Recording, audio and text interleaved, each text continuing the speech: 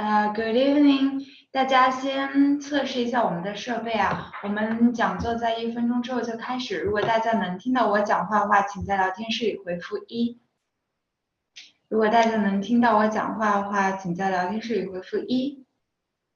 大家可以听到吗？好的，好的，谢谢大家。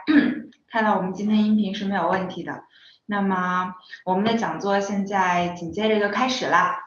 那么大家非常欢迎大家今天晚上又来到我们大家 MasterMind Talk。今天晚上呢，我们请到了一个理工科出身的一个非常重磅的导师 Ryan 来为大家解密留学过程中的一些小秘籍。那么接下来我们先简单的看一下 Ryan 是一个怎样的出身呢？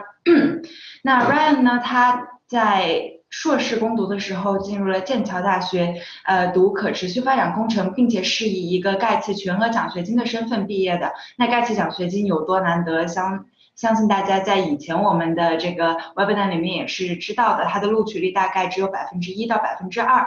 那在剑桥大学完成了硕士攻读之后 ，Ryan 又进入了耶鲁大学攻读环境工程的博士，并且在此期间呢，担任了国家科学基金会研究生的研究员，并且他现在正在耶鲁大学担任 STEM 导师。相信理工科的学生一定对 STEM 这个名字如雷贯耳。那么其实 Ryan 的简历中，其中非常值得一提的是 ，Ryan 他的本科学校阿肯色大学其实并不是一个非常出色的大学。那么如果说理工科的小伙伴有一个困惑，说我本科的大学其实并不是很好，或我 GPA 并不是很高，我到底能不能申请到一个比较 top 的学校 Master Degree 呢？那我相信说 Ryan 今天会为大家带来一个非常值得一听的故事。那除了今晚的讲者 Ryan 之外，还有我们的老朋友刘博文老师。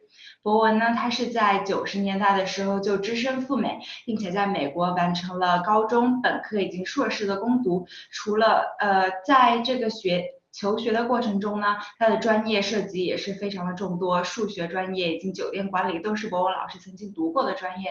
在他毕业之后呢，他更是留美10余年，在餐饮、酒店、零售以及电子行业都有过非常丰富的求职经验。除此之外，他也是一个非常优秀的运动者。那么接下来呢，我再为大家简单的介绍一下今天 webinar 的几个structure。在第一部分中 ，Ryan 会为大家带来他在理工科的道路上的求学之路的故事。在第二部分中呢，博文会跟 Ryan 跟大家一起讨论一些在求学过程中可能会遇到的一些问题 ，panel discussion。在第三部分呢，也非常的欢迎大家能够积极的把自己的问题丢到我们的聊天室里面。期待大家的积极参与。那么现在我们废话不多说，现在我们就邀请 Ryan。Let's welcome Ryan to share his screen and let's start the webinar tonight. Welcome, Ryan.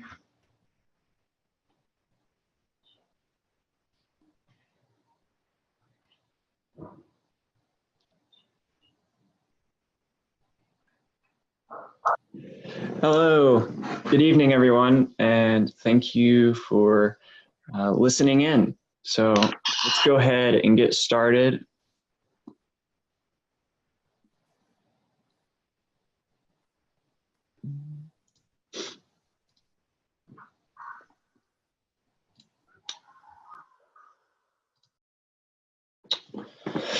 All right. So as I said, my name is Ryan DuChanois, and I'm just going to go ahead and give a brief introduction to myself. Some of this may have already been covered, but I'm from the state of Arkansas, which is in the southern United States, and I'm from a rural community of about 1,000 people. So I went to a public high school and graduated with about 70 students.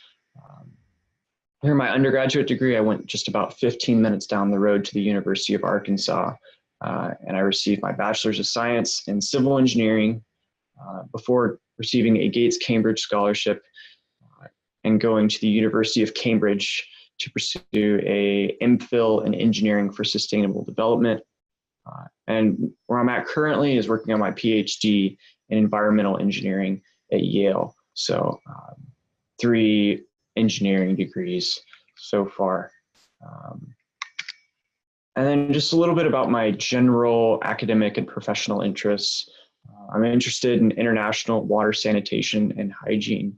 So if you look at the picture in the bottom left down there, I'm working on developing ceramic water filters that are used for water treatment purposes within the home.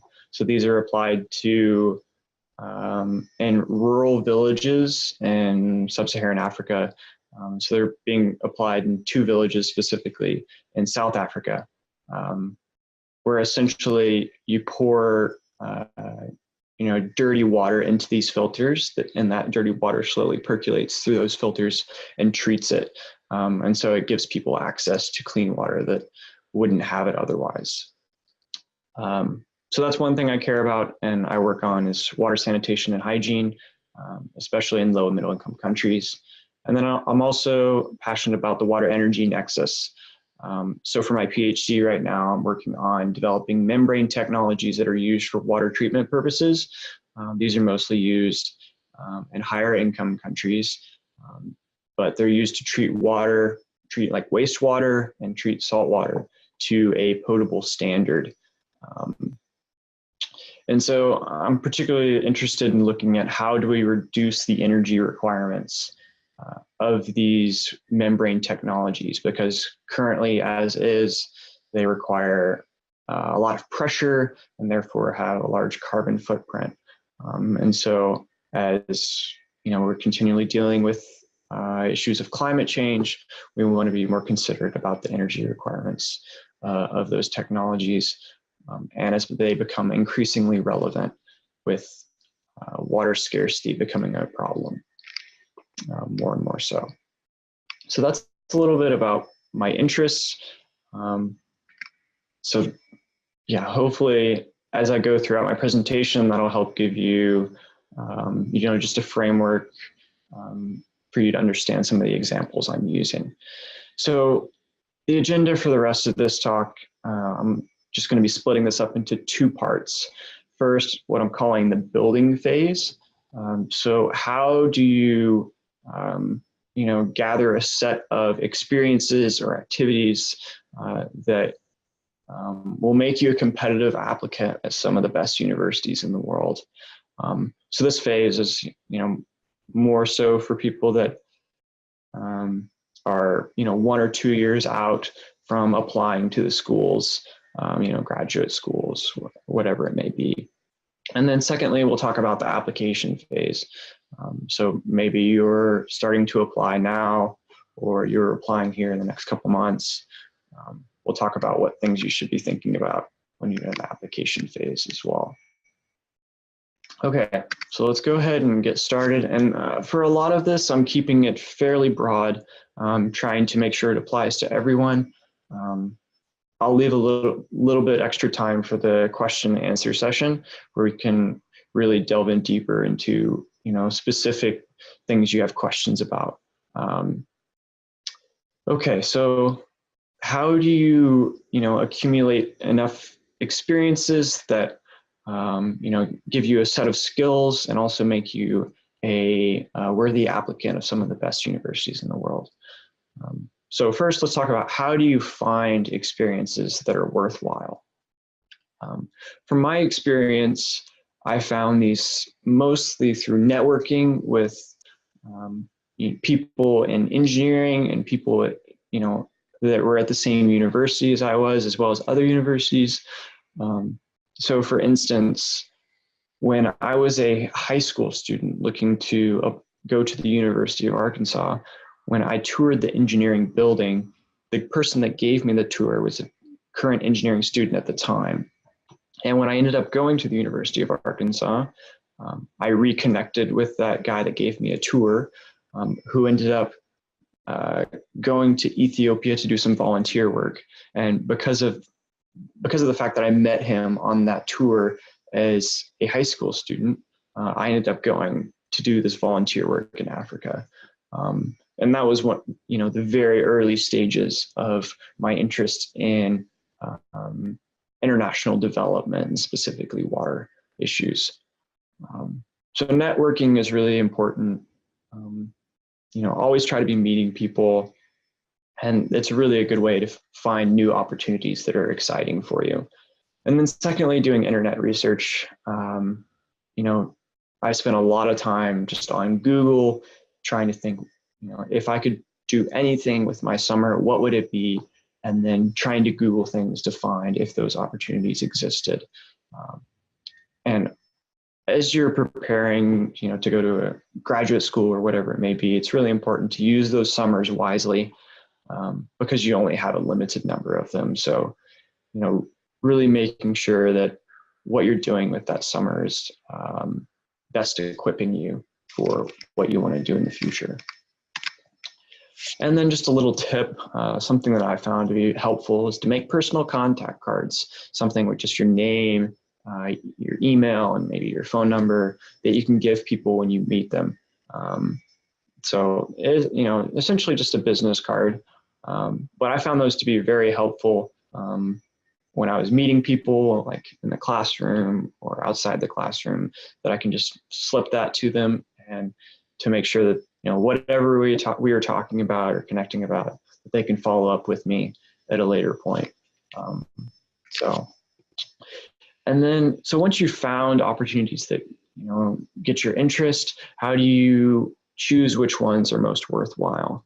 And once again, I'm just keeping this like very high level, and we can get more into the details about, if you have, questions about my experience, we can answer those in the Q&A session. But when you select what you want to be doing, consider your career goals. For me, as an undergraduate,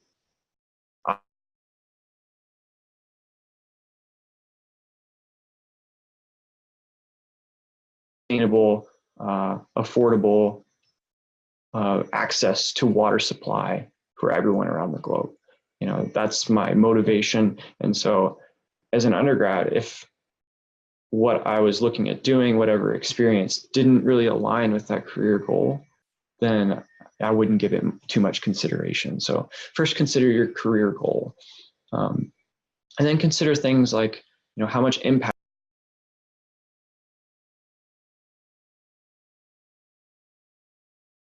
If you're going to be spending a lot of time doing something, then you want to consider the impact it's having, how satisfied will you be by spending your time doing it?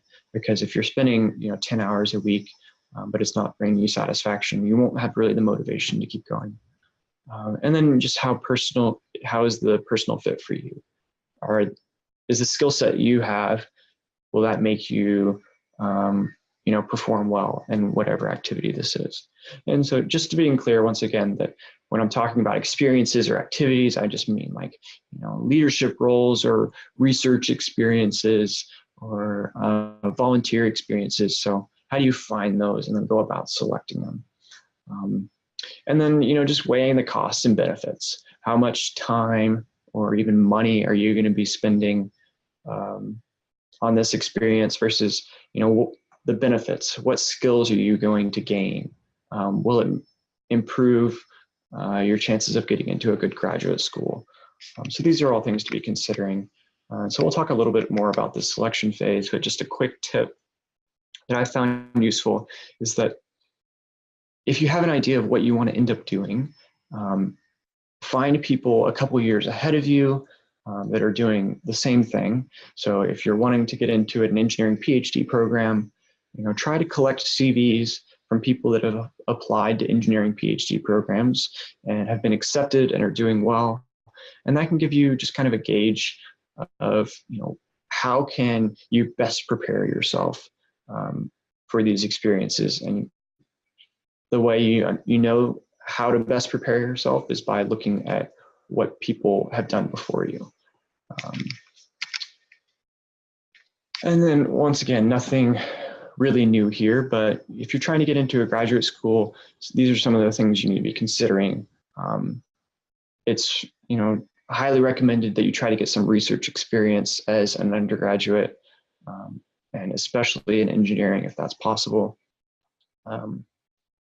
You want to make sure that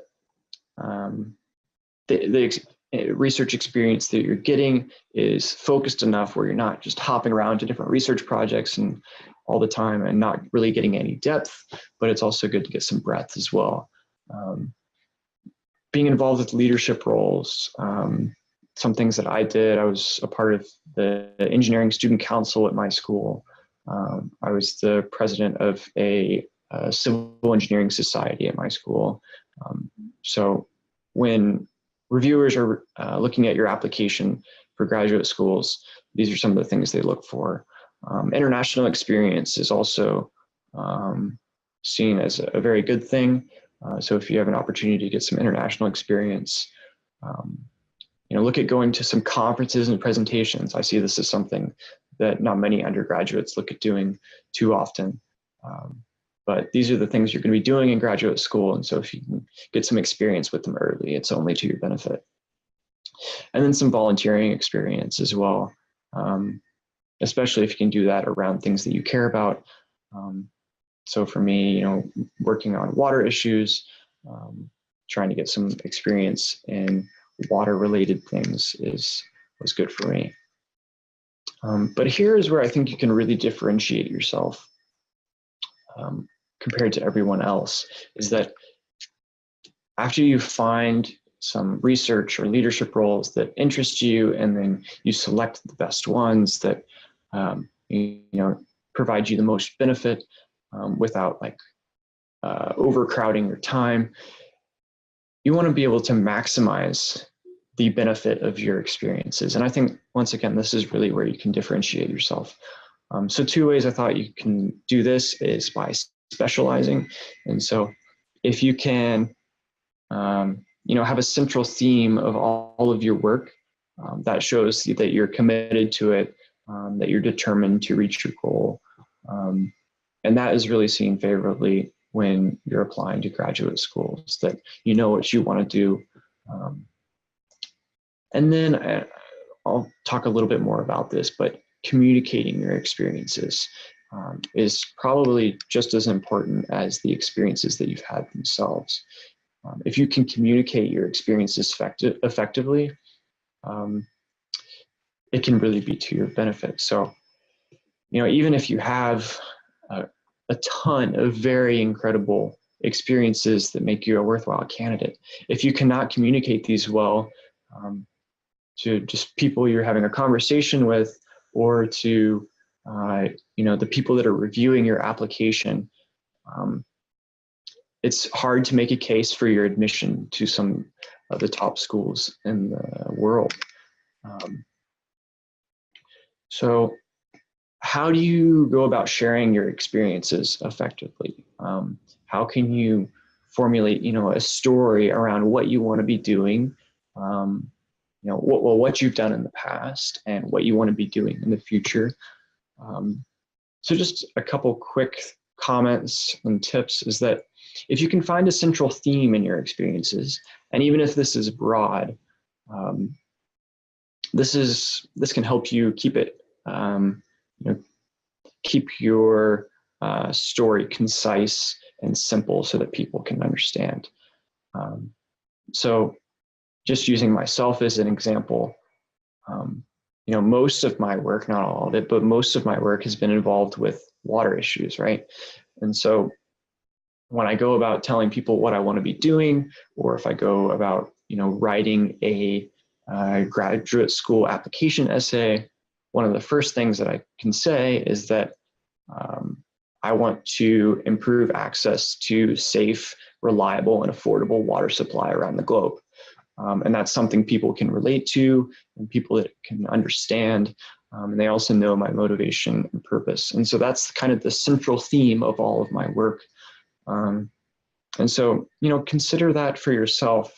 Is there any central theme to all of the experiences you've done so far or will be doing in the future? And if you can narrow that down to form like a coherent story, that can really strengthen your applications. And so, yeah, tell it as a story. You want to be able to relate your past experiences as well as the leadership roles and volunteer experiences that you're having now to what you want to be doing in the future. Now, this takes like a lot of self-reflection, a lot of practice, and a lot of just, boiling down a lot of information to the most essential elements, because you have a lot of experiences, and so I think this is one thing that the application process really helps you do. But if you can do it before you submit these applications, it will greatly strengthen your chances of getting accepted. So figuring out what you've done in the past, where you want to be going, and telling that, I say a story, but just in can be chronologically, but telling it in a way that's compelling, and so people understand where you're coming from and where you're heading. Okay, so let's talk about the application phase a little bit more. I've titled this Keys to Earning Admission to a Top-Tier Engineering PhD Program, but this can apply to any graduate school program, or even more so. So first, you should show you're serious. A PhD is not for everybody, and so you need to be able to convey why you want to be doing a PhD. And so it's important for you to figure that out for yourself first before you convince your reviewers. And then prove you belong. So whatever university you're applying for, it's important how you fit with the university and how the university fits for you. And you should be able to make a compelling case for that. And then contact the right people. So there are a lot of graduate students that are at these institutions that you're wanting to apply for, and they're a great resource for you to reach out to. But we'll go ahead and dive in a little.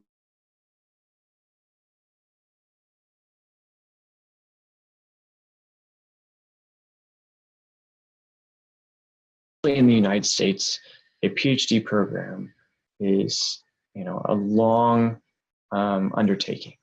PhDs in the U.S. can take 5 to 6 years, and the PhD programs around the world, it doesn't matter where you're at, it's going to take a long time. And so they're not for everybody. And the people that are reviewing your application, they understand that too. They know that not everybody's cut out for it. So first, my advice is to really convince yourself that you want a PhD, or maybe it's a master's, before you start thinking about how you're going to convince your reviewers that you want a PhD. So once again, this takes a lot of self-reflection. But if someone is to ask you why you want a PhD, you should be able to tell them in 1 or 2 sentences. And then you need to demonstrate that you have the initiative and tenacity to perform well at a PhD.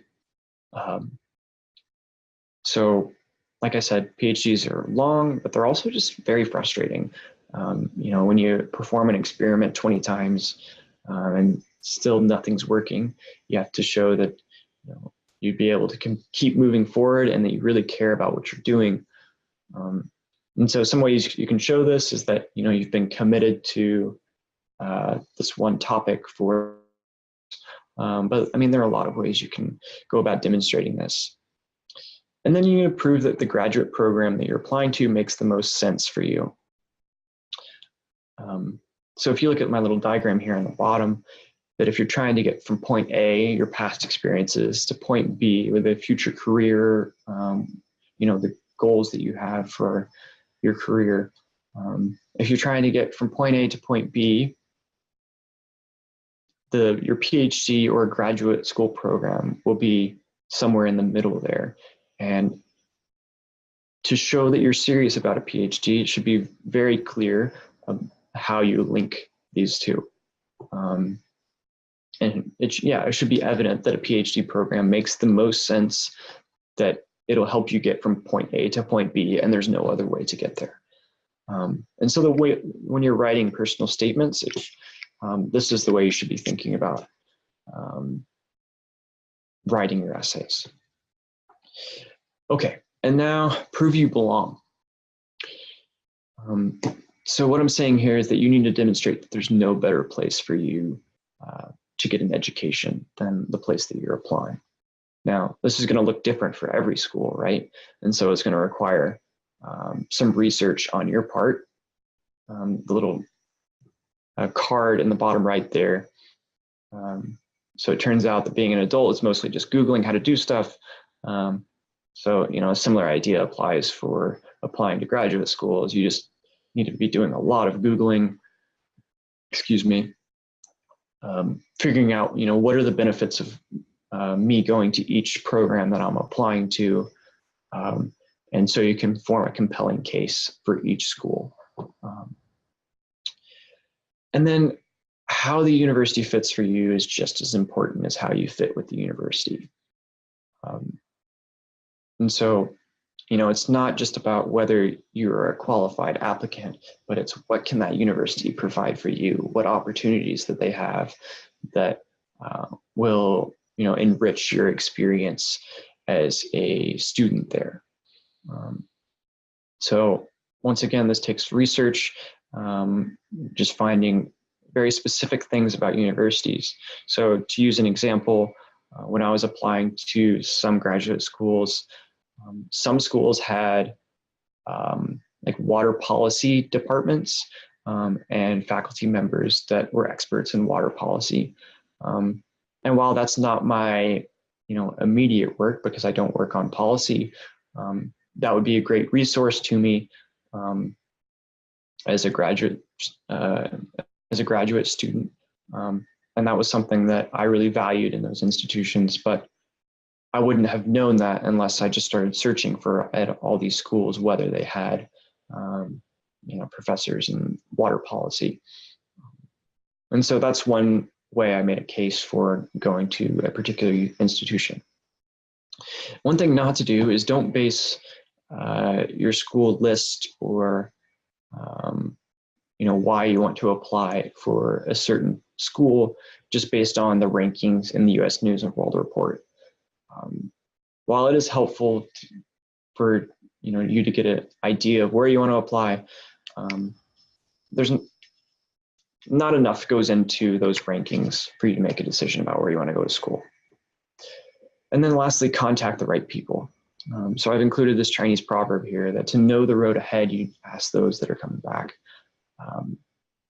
And so what I mean here is that if you have an idea of what school you want to be going to, don't be afraid to reach out to people that are there currently or that have been there in the past, just to get an idea of their experience, especially if they've done something similar to what you want to be doing there. Don't be afraid to reach out to them. So a lot of professors have, lab groups or research groups, and then they have a list of their current students and their emails on their websites. So here's an example of my professor's website and my contact information. And so it's pretty easy just to go on that website and contact me. So don't be afraid to reach out to graduate students. When I was applying to graduate schools, I did a lot of this. Just trying to gauge what opportunities were available to graduate students there, how happy were they with the research group. You can ask a lot of different questions, and graduate students are normally, they have more availability than professors do, and they're normally willing to help you out and answer your questions. So don't be afraid to reach out to them. It can help you get a better idea of the schools that you're applying to, because the students there now know the opportunities that are available there the best. So it can help you form a more compelling case for your admission to that school as well.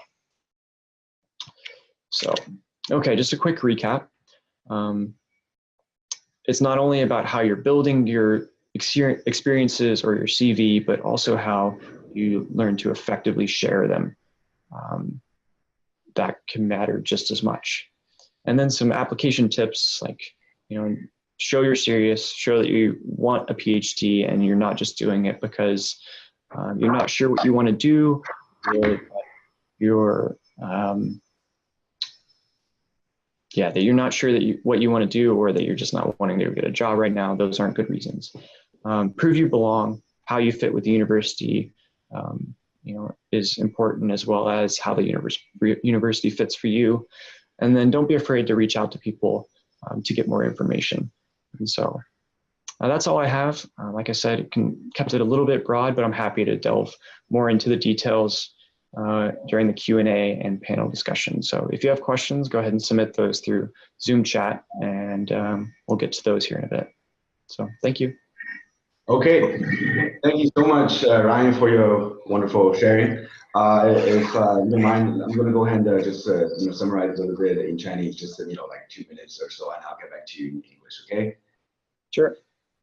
OK， 那刚才这个大家应该也听到了这个 Ryan 的分享，他的很精彩啊，就是因为毕竟这个从刚才应该大家也注意到 ，Ryan 从一个只有1000人的这么一个小的 community， 一直一步一步的从一个不知名的这个大学拿到了本科，到后来的这个你像这个Master degree 一直到 PhD degree 现在在读的，一步一步是非常有他的想法，他很坚持的一个想法，然后他有自己的方法，所以说我觉得这应该是给大家都有很大的启发。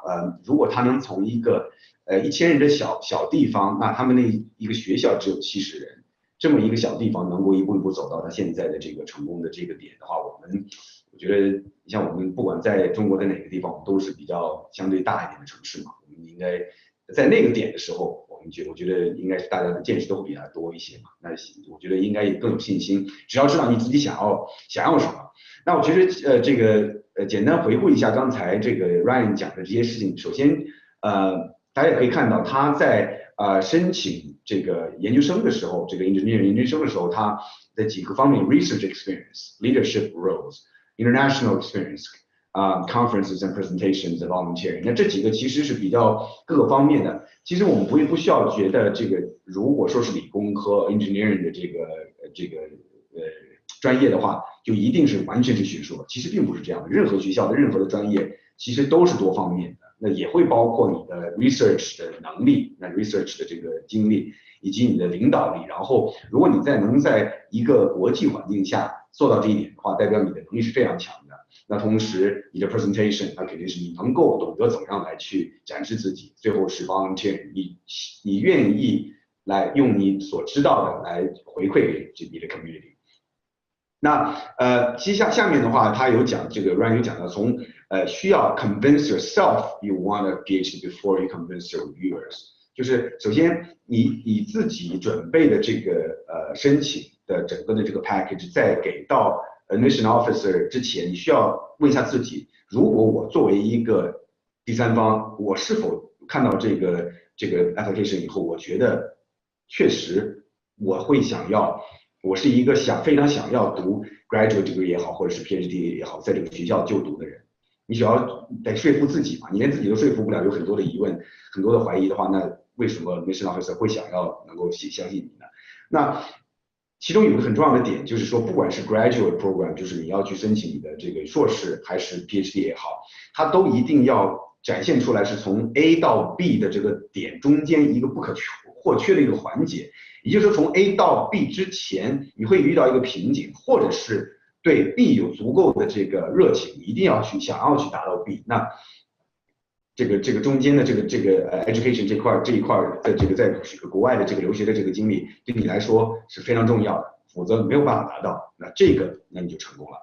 那最后的话，其实你像这个Ryan share 的这个当时右边的那个小卡片里面，它其实是非常的流行的，在国外经常是这种小的黑色幽默，然后又是一些小的事实。那这个是比较怎么讲，正面比较绿色的。那其实就是你像刚才讲的是 ，so it turns out that being an adult is mostly just googling how to do stuff。那这个不仅是在现在这个阶段，你像从小来讲的话，西方人特别是美国人经常会用 Google 来做一些 research， 这是他们你像特别对于 Ryan 来讲的话，从这么一个小的社区一直一步一步走到这个高度。他之前的时候是没有任何的 source， 他能够有的就是这个工具就是 Google， 就是能够网络有这么多东西，他可以只要输进一个关键词就可以有很多东西，很多的结果给告诉到他不需要说一定要在一个很大的城市就能够吸收到。所以说，我觉得对于我们在座的各位同学来讲，如果你不懂什么是你想要知道什么，就千万不要当然问其他人也是 OK， 但是不要觉得就是那我说没有办法去直接去到这个地方或者跟这个人去沟通的话，那这个资源我就没有关系。我们现在网络，百度也好，必应也好，或者是你能翻墙 Google 也好，这些其实都有很多的 source 你来 find out research real research on these engine。OK， 那接下来呢，我们就进入到这个 panel discussion. Let's ask Ryan a few questions and also just discuss about what kind of things that students, especially students here in China, really care about, and then also the things that they really should know. Let me go ahead and share the screen real quick. Okay, so here are a few things that Ryan, are you there? Yeah, I'm here. Can you hear me? Okay, great. Okay, so I think you've shared a lot about your overall experience, from a very small community all the way up to where you are right now. So a lot of students, especially students from China, they are currently attending either very prestigious Chinese university or high school or just some regular universities. They probably want to know how they can, or from what your experience, to actually reach these Ivy League universities such as Yale. Mm-hmm. Okay. Yeah. So you're asking how do you essentially reach these Ivy League universities? Right. So, well, first of all, you need to be accumulating the experiences that'll give you the skill set, and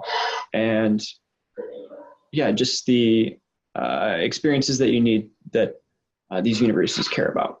And so, I mentioned some of these before, but if you're looking at graduate school, it's especially important that you get some research experience in the field that you want to be studying in for graduate school. Doing things like going to conferences, giving presentations, getting some international experiences. These are the things that these universities care about.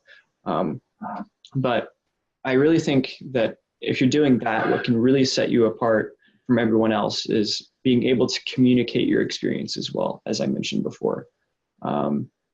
So really spend a lot of your time practicing and considering how can you communicate what you want to be doing, and where you want to head in the most effective and compelling way that will convince your reviewers, that your application reviewers, that going to this school makes the most sense for you, and for this person to achieve their career goals, there's no way for that person to do so unless they go and get this education. And so, a couple other things that I found to be helpful were, finding mentors. So using Dyad is a great tool, but also just, finding people that have gone before you and done similar things, asking for their advice, seeing what they did and what worked for them and what didn't. And then just using your summer holidays wisely.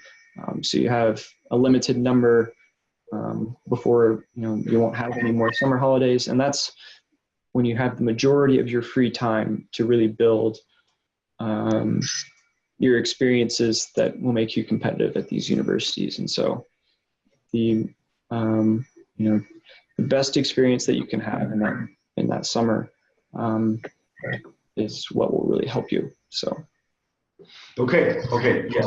So due to the difference between, the culture difference and also the education system difference between China and America, would you say that being able to interact and also, receiving mentorship from someone like yourself, like a mentor who has experienced the whole, application, and also who has graduated from graduate school and studying for PhD degree, do you think that's actually going to help the students here in China to better learn what those universities want, besides what they can find on the internet? Yeah, definitely. So I don't have any experience applying to Chinese universities, but I can speak on the differences between applying to a UK and a US university, and that there are cultural differences that, you know, change what these universities are looking for in an applicant. And so just to use one like concrete example, the UK versus US culture, you know, the US culture, when you're applying to jobs or applying to graduate schools, if you come off to be like very confident in an interview, that's to your advantage at a US school. But when I was interviewing for a internship with a in the UK, I, you know, I portrayed that same confidence, but that's seen negatively because it makes you seem as if you're arrogant in their eyes. And so like small differences like that, the cultural differences can just really change what these schools are looking for. And so, yeah, I think it's incredibly beneficial to, you know, speak with people that have gone through the process before, just to see what's worked for them, what hasn't. Because there are differences, and there's really no way for you to know unless you talk to people that have gone before you. So right. That's why, you know, Diane, us, you know, we're here to help them. We actually have, you know, students asking us about questions about like what's the difference between, you know, for especially specifically for engineering, you know, education at a graduate level from bachelor degree. You know, for myself, you know, I graduated with the mathematics for my bachelor degree in the States, but I actually had a engineering minor. You know, I loved it so much that, you know, when I was graduating, I realized I loved it so much that I actually postponed my graduation for half a semester to take all the classes to, you know, to make engineering a minor. And I know, like for engineering as a you know, bachelor degree, you actually you need to know the basics. You need to have very you know, strong fundamentals. But what about like for graduate level? What is it like, and how is it different from a bachelor degree? right, okay. Well, a few things that I can think of right off the bat are at the graduate level, it's much more self-directed, and I think this applies to, you know, any education at the PhD or master's level. And this can be like a real struggle for people that are transitioning from an undergraduate education to a graduate level education, is that transition between, you know, having direction to, you know, what should I be working on when it comes, you know, at the undergraduate level, they give you problem sets. This is what you should be doing. And there's always a set deadline, but with graduate level education, you're not having someone holding your hand at every step of the way. And so some people have difficulty transitioning into that. You're going to spend more time like in a lab environment, or you know, reading and writing papers, and you're going to spend less time in the classroom. And you're going to work on one thing for a very long time compared to the undergraduate level where, you know, you take a class for, you know, somewhere between like 8 and 16 weeks. You know, a homework assignment, it might take you a week. And so you're in a bachelor's level, you're not spending a whole lot of time on individual tasks, but for a graduate level education, you know, you can be working on one research project for a year or perhaps even more. And then at the graduate level, you're going to be solving problems that you've never solved before. And at the undergraduate level, there's a solutions manual for the problem sets that you're doing. So the exciting part is that at the graduate level, you're going to be working on exciting problems that nobody has solved. So does that answer the question? Yes, yes, perfectly. I think similar to when the Chinese students prepare their application, you know, for universities abroad, you know, you probably know that there are a lot of agencies who will take care of everything for you. Okay, so you don't need to worry about anything but study, you know, which is the Chinese way of education. But you know, what we've been trying to do is to mentor, to guide the students and so they know each step of the way how to do everything exactly.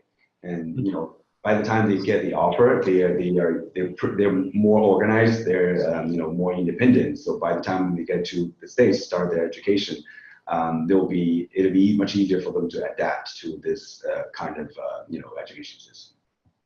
Yeah, at U.S. institutions, studying is important, but becoming a someone that has a diverse set of experiences and has self-initiative is very important.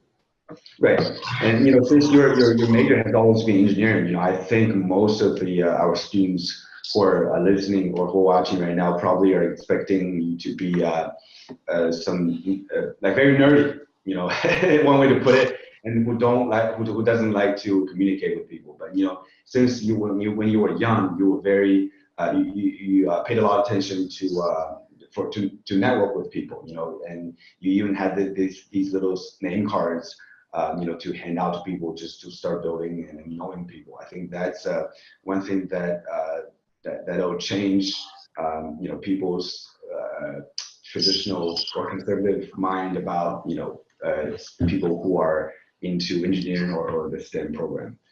Okay, so I think the number 3 and number 4 can be discussed about at the same time. A lot of the engineering students probably wonder, if they want to pursue a STEM degree, either a graduate or a PhD, how should they, prepare earlier?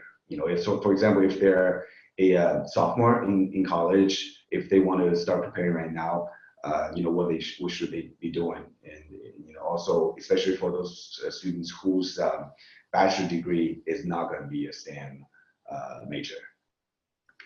Right. Okay, so one thing you can be doing is, just really trying to pinpoint where you want to be heading in the first place.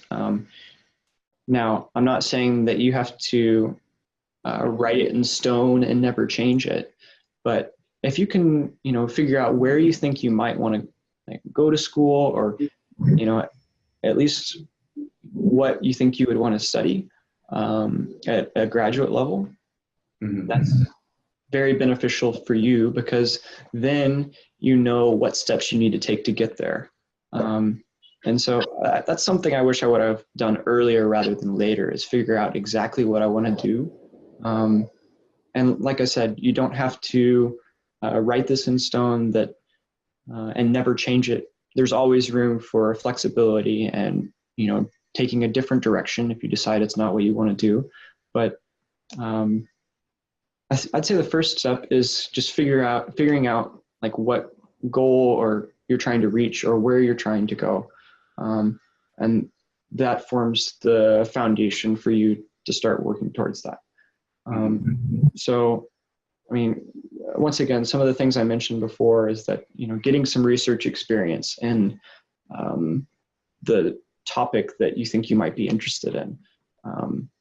It's much easier to figure that out sooner as an undergraduate and see that you either do or don't like it, rather than find that out at the master's or PhD level once you've been doing it for several years and are kind of locked in. Couple other things, familiarizing yourself with, after you figured out what you think you might want to do, familiarizing yourself with, some of the leading researchers in the area, maybe start looking at schools a little bit earlier. And, if you're trying to find if you're wanting to do a PhD, that is, trying to find a niche topic that interests you, and getting in the literature a bit more, starting doing a little bit of your own thinking instead of just doing problem sets, I think are all beneficial ways to get started early. But, that might be a little too much to ask. So, some simple ways are getting research experience, serving in leadership roles, going beyond just making good grades and making yourself a well-rounded individual. And getting some experience so you know whether this is the right path for you or not. Okay, one more question before getting into the Q&A part. Says you're like a lot of students probably want to have internship before when they in their sophomore year or junior year, just to so their CV or resume can have more content or if they have more experience. But they want to know whether it's it's critical that their internship experience has to be very closely related to what they will be applying, like the major they will be applying. Not at all. Not at all. I think it's most important that you get an internship experience that gives you a particular skill set that will be useful to you. I mean, ideally, it would be kind of in the same general area, but it doesn't have to be the same thing that you want to be working on as a graduate student. I mean, the internship I had, I was designing wastewater treatment plants. Now, it's related in that they're both involved with, my internship and my graduate level education are related to water, but they're two like completely different things. Yeah, I mean, the reason you get internships are to decide if, this is a career path that is worthwhile going down. So if you have an interest in it, then there's no reason why you should avoid it just because it's going to be different than your graduate level education. Who knows? You might end up really loving it and deciding that's the path you want to go down. So yeah, I don't think it matters that much as long as it, gives you a particular skill set that'll be helpful to you in the future, and you can explain why you wanted to do it. Right. Okay. All right. Thank you. Thank you so much. So let's get into the Q&A part and see if any of our students have any questions right now after the speech. Do we have any questions? Yes. Okay.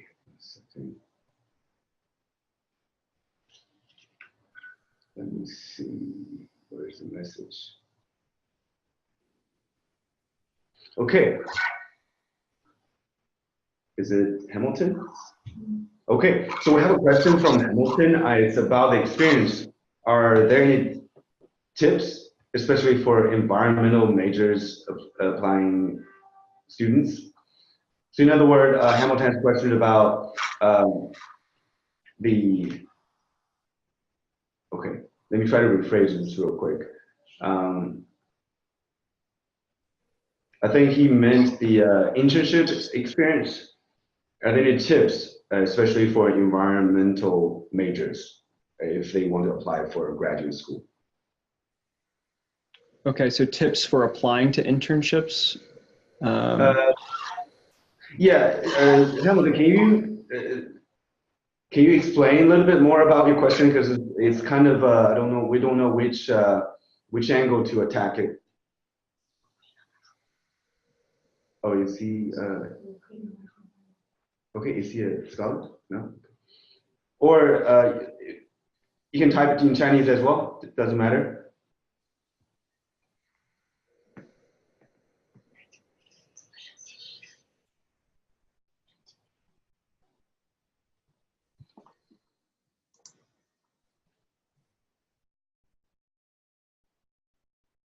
Okay, I guess it's just, okay, so if a student who wants to apply for a student who has an environmental major, and he's probably want to apply for the major for graduate school, what kind of experience? I guess internship or any volunteer experience. What kind of experience is good for him?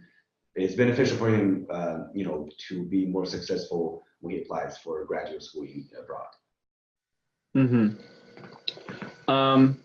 I mean, kind of touching on similar things as before. If you're wanting to apply for a PhD,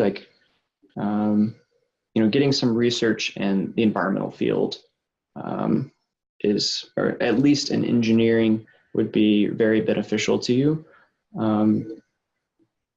So one, research, some leadership experiences. So maybe look at some organizations at the institution that you're at now and see if there are any, open leadership roles in things related to environmental issues. So it doesn't have to be specifically what you want to do, but taking some initiative and showing leadership is something that is very beneficial and will be seen favorably by application reviewers. So, there are a lot of things that you could do. I would say more than anything, just making sure that, you're being active outside of your studies and doing something related to environmental issues or whatever it is that you want to do is important. Okay, thank you. Hopefully that answered your question, Hamilton. Okay. I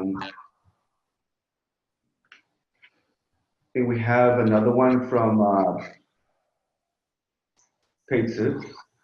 Okay, I heard that when applying to PhD, it's good if you can contact the professors through emails 1 year in advance for them to get to know you.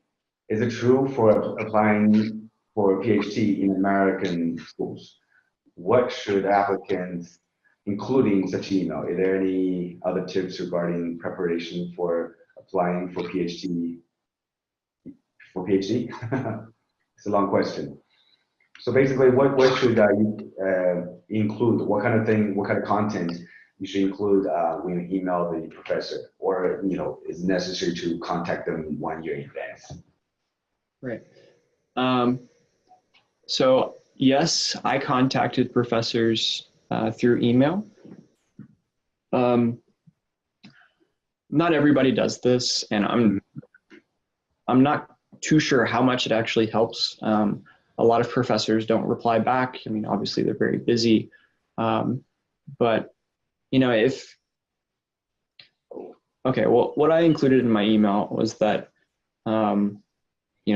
just a brief summary about myself, some of the research experiences I had, but making sure I kept it short. You don't want to write them like several paragraphs that is going to take them 5 minutes to read because they just won't reply to you. They have very limited time. And so, just saying, here's where I go to school. This is 1 or 2 things that I've done that make me a standout applicant. And I'm interested in what you do for this and this reason. Or even simply saying, I'm interested in this specific aspect of your research. Now, if you're emailing professors, don't just say, I'm interested in your research. Like, make sure you have a specific thing to say, because anyone can email and say, I'm interested in your research. So a little bit about yourself, and then what specific thing about the research that you're interested in. If you catch their attention, they might ask you to talk on the phone, but for most professors, you won't really receive a response. And so it's up to you. I think it's a good idea just to throw your name out there, but don't get discouraged if they don't respond to you. And they're not going to get to know you through the email. They'll just maybe at most recognize your name when your application comes through later. Okay. All right, thank you. I think the time is approaching. Let's answer one more question before we end the Q&A session. We have a question from Nancy. She's asking in a PhD application, whether is it necessary to explain what you plan to work for college after graduation? What if you want to work in a company in the end? Will they be disappointed? Okay, that's a good question. I think it depends on the professor that you want to work with. Some professors will, they really only want to take students that want to become academics because they gear their PhD training to, prepare people to go into academia. So that doesn't really answer the question though, because essentially I'm saying it depends. For me, my PhD advisor doesn't really care that much. And so I was straightforward with him saying that, you know, most likely I probably won't be becoming an academic after graduation. So I think it's important to be honest. You don't want to be dishonest with them, but also just try to gauge, you know, how your professor feels or your potential advisor feels about the situation. Because if you're applying to work with this advisor and you know you don't want to become an academic and they only want to take students that are academics, that's going to create a sour relationship between the two of you in your PhD anyway. And so, you know, maybe it's just not a good idea that you work with them in the first place, because if you're going to be with this advisor for 5 years, you don't want to have a sour relationship with them. So hopefully that answers your question a little bit. But yeah, great question. Would it be also a good idea to maybe research as much as possible about the professor you might want to work with, just to see you know, which direction he leans more towards, to if he wants, you know, to take students only you know, for academics after you know, they finish, and if you want to work for a company, you don't want to get into academics, that's a good time to maybe look for other professors, right? Yeah, I think that's spot on. A lot of professors have a list of their former students on their websites. And so like the advisor I work with, before I even talked to him, I was looking through all of his former students and the current jobs that they hold. And so, yeah, see if you can track down some of the former students and just do some Googling to see where they've ended up now. And that should give you some indication about how the advisor feels about it. So. Okay, thank you. Before we end, I think let's look at the one last question. If I want to get a PhD degree in the US, is the MPhil in UK always better than, you know, Master of Science? Or I'm sorry, the MSc, yeah.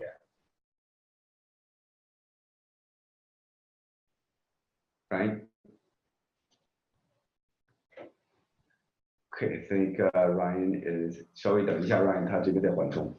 Okay. You back? Yeah, can you hear me okay? Yes. Okay. Okay, if you want to get a PhD in the US, I don't think it really matters too much. For a PhD in the US, you actually don't even have to have a master's before entering a PhD program. So my MPhil in the UK was, you know, just my gap year kind of additional thing to add on my resume more than a requirement. So I wouldn't worry too much about, you know, getting an MPhil or getting an MSc. And to be quite honest, I don't know too much about the MSc. I think the MSc takes 2 years, for the MPhil takes 1 generally. But yeah, so like I said, you don't need a master's degree to enter a PhD program. If you go to a PhD program in the US, a lot of times they'll give you a master's along the way. So I don't think you need to be too concerned about that. Okay. All right. Thank you so much. And hopefully that answered your question. Okay. Our time is up. And thank you so much, Ryan, for sharing with us tonight.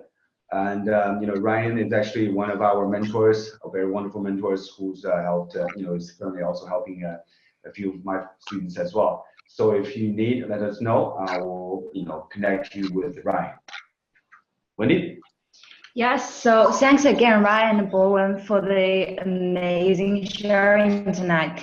然后呢，大家也可以看到 Ryan 是我们的，就是从本科开始就在 engineering 领域攻读的，所以说他在这方面的话，在申请和那个求学经历是十分的丰富。那 Ryan 也恰好是我们这周的明星导师，所以说如果你恰好是一个 engineering student and you are also considering about 申请这个学校啊，如果你正在挣扎在这个 DDL 线，或者是明年要申请的话，我相信如果你能跟 Ryan 一起合作的话，他会给你的求学之路上带来非常好的 insight。大家可以关注一下我们的小助手，待会儿投放在微信群里面的这个微信文章链接，也有机会就是得到更多跟 Ryan 面对面讨论的机会。